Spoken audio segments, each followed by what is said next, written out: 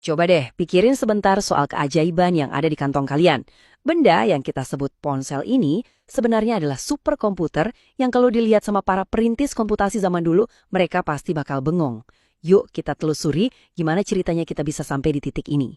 Oke, kita mulai dengan perbandingan yang gila ini. Di sebelah kiri, itu ENIAC, salah satu komputer elektronik pertama. Beratnya 30 ton. Butuh satu ruangan penuh dan isinya 18.000 tabung vakum. Nah, di kanan, itu benda yang ada di tangan kita sekarang. Beratnya paling cuma 180 gram, tapi di dalamnya ada lebih dari 15 miliar transistor. Kekuatannya jutaan kali lipat lebih canggih. Jadi, ini nih pertanyaan utamanya. Gimana ceritanya monster seberat 30 ton itu bisa nyusut jadi muat di saku kita? Cuma dalam waktu kurang dari seabad.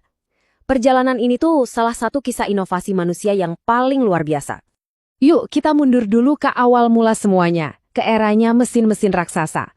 Komputer-komputer pertama ini bukan buat main game atau scrolling medsos ya, mereka diciptakan untuk tugas-tugas yang super penting dan monumental.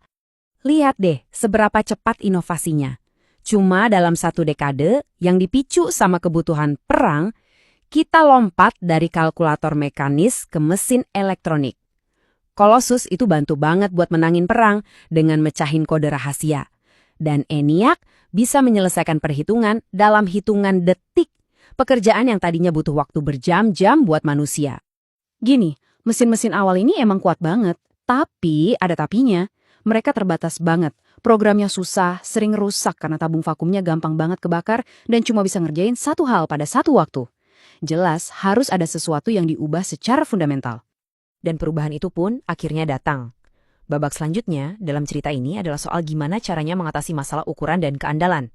Tujuannya simpel, bikin komputer lebih kecil, lebih cepat, dan tentunya lebih efisien.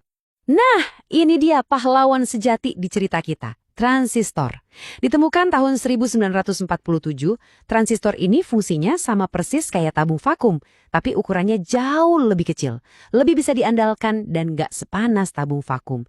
Inilah percikan api yang memulai revolusi miniaturisasi.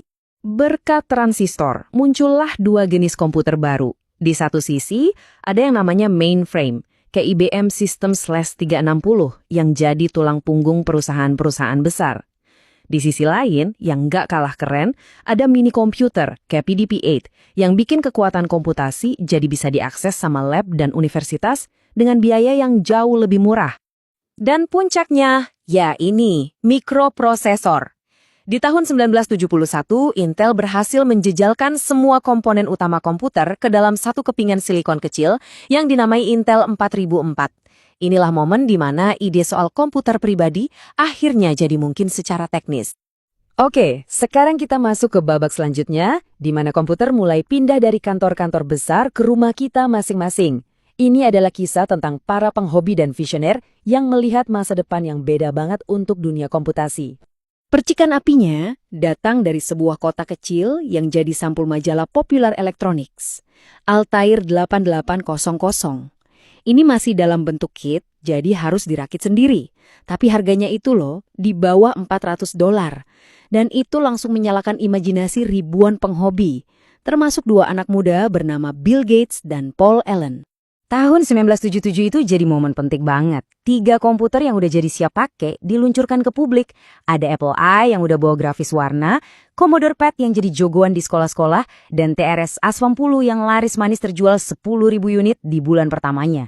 Tiba-tiba, komputer pribadi bukan lagi cuma buat para kutu buku aja. Tapi, masih ada satu masalah gede. Pakai komputer ini tuh masih ribet, harus ngetik-ngetik perintah yang rumit. Tapi diam-diam di lab riset Xerox, masa depan tuh udah ada bentuknya. Namanya Xerox Alto. Dia punya desktop, jendela, icon, dan mouse. Kedengaran familiar kan? Dan tebak siapa yang melihat potensi luar biasa dari ide itu? Ya, Steve Jobs. Dia melihat Alto dan sadar inilah masa depan. Di tahun 1984, Apple pun meluncurkan Macintosh. Emang bukan yang pertama pakai GUI, tapi ini yang pertama kali sukses bikin interaksi dengan komputer jadi gampang, intuitif, dan bahkan seru. Nah, ini membawa kita ke babak terakhir cerita kita, di mana komputer lepas dari meja kerja dan mulai ngikutin kita kemanapun kita pergi. Fokusnya geser nih, bukan lagi soal kekuatan prosesor doang, tapi soal konektivitas. Evolusinya kelihatan jelas banget kan? Kita mulai dari komputer portable yang beratnya 11 kilo kayak Osborne 1. Terus muncul PDA kayak Apple Newton. Sampai akhirnya di tahun 2007, iPhone datang dan menggabungkan semuanya. Telepon, pemutar musik, dan alat internet. Dan itu benar-benar mengubah dunia. Sekarang, kita bahkan pakai komputer di pergelangan tangan. Jadi intinya sekarang tuh gini, komputasi itu bukan lagi soal sebuah kotak di atas meja. Komputasi ada di mana-mana, di sekeliling kita, di mobil, di termostat rumah, di jam tangan kita. Semuanya tentang menghubungkan semua perangkat ini dan data yang mereka kumpulkan. Terus, sekecil apa sih komputer bisa dibikin?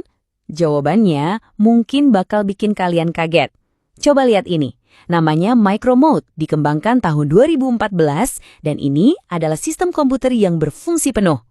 Ukurannya cuma 1 mm kubik, bayangin lebih kecil dari sebutir beras.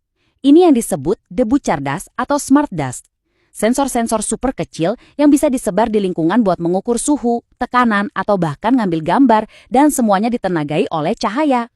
Nah, ini membawa kita kembali ke awal cerita.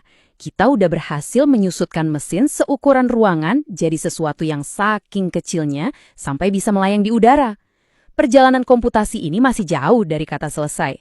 Pertanyaannya sekarang adalah, setelah ini kita mau membawanya kemana lagi?